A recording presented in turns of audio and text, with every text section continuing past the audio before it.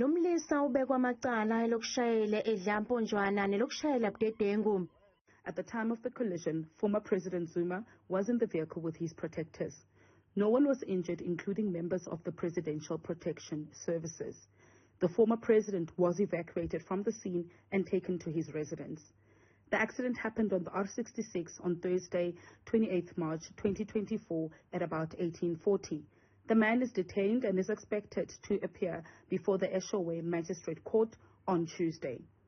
Ukhulumela iqembu lesekwamsholozi MK Party uNhlamulo Ndlela ukhomba ngenjumbane ungqongqoshe amaphoyisa ubheka icele ngelithi akenze okwanele ukuqinisekisa ukuphepha kwalowo owayengumengameli. Yes, there was a car that targeted his car directly in the midst of a motorcade, which is very questionable and concerning. Kodwa ukhulumela iANC KwaZulu Natal uthi lawa ngamampunge. Like all other former heads of state, Mr. Jacob Zuma is protected 24/7.